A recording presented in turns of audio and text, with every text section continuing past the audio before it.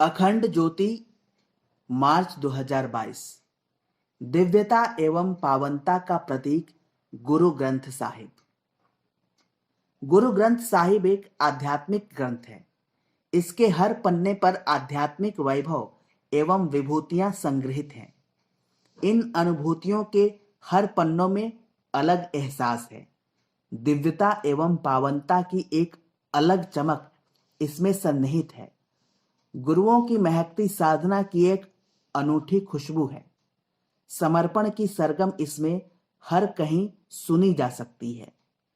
गुरु ग्रंथ की महत्ता और महिमा अपरंपार है। इस संदर्भ में एक ऐतिहासिक घटना है। आज से 300 साल पहले गुरु गोविंद सिंह अपनी दक्षिण यात्रा में नांदेड़ पहुंचे थे। वहां जब वे अपने शिविर में दोपहर के पश्चात विश्राम कर रहे थे तो उस समय उन पर सरहिंद के नवाब वजीर खां द्वारा भेजे गए 2 व्यक्तियों ने भयानक हमला कर दिया था। इससे उनका देहावसान हो गया था। देहावसान के पूर्व उनके शिष्यों ने उनसे पूछा था, अब हमारा मार्गदर्शन कौन करेगा? हमारा गुरु कौन होगा?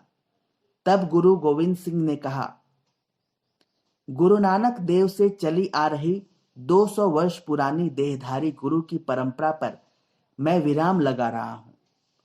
5वें गुरु गुरु अर्जुन देव द्वारा संपादित आदि ग्रंथ को आप सभी का गुरु बना रहा हूं। भविष्य में आप इस ग्रंथ से ही अपना मार्ग निर्देश प्राप्त करें। इसी के साथ उन्होंने यह घोषणा की कि अब से यह पूरा पंथ भी गुरु का स्थान ग्रहण करेगा। पूरे पंथ के प्रतिनिधि मिलकर जो निर्णय लेंगे उसे गुरु का निर्णय ही माना जाएगा। उसके पश्चात पंथ को भी गुरु पंथ कहा जाने लगा था।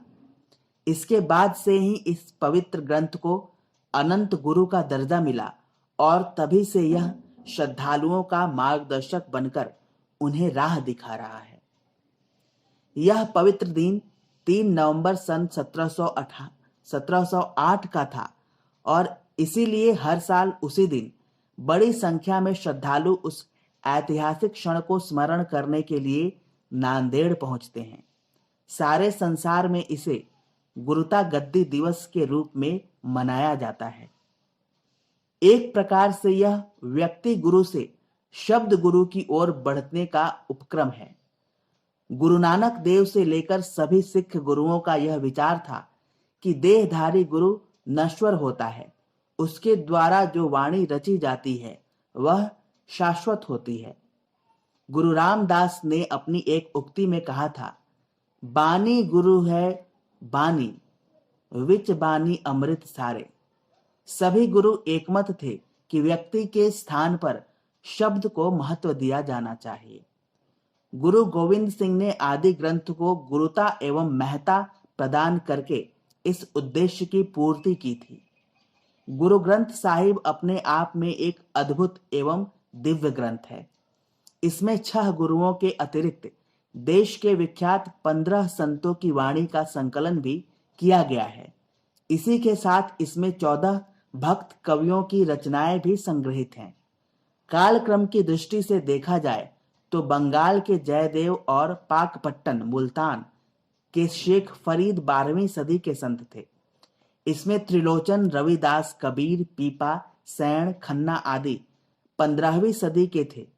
इस प्रकार यह आध्यात्मिक ग्रंथ 12वीं से लेकर 17वीं सदी के गुरुओं, संतों, भक्तों की वाणी का संग्रह एवं संकलन है।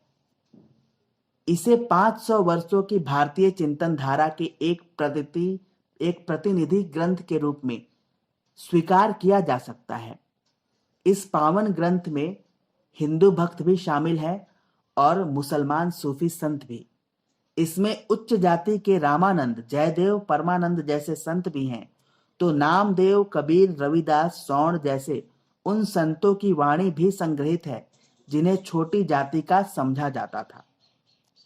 इस प्रकार यह ऐसा ग्रंथ है जिसमें न धर्म का बंधन है, न प्रदेश की सीमा है, न भाषा का कोई आग्रह है और न चिंतन का कोई अंकुश है। उत्तर में शेखपुरी से लेकर महाराष्ट्र के नांदेड़ और पश्चिम में सिंध से लेकर बंगाल के जयदेव तक के भक्तों और संतों की रचनाओं को इसमें सम्मिलित किया गया है।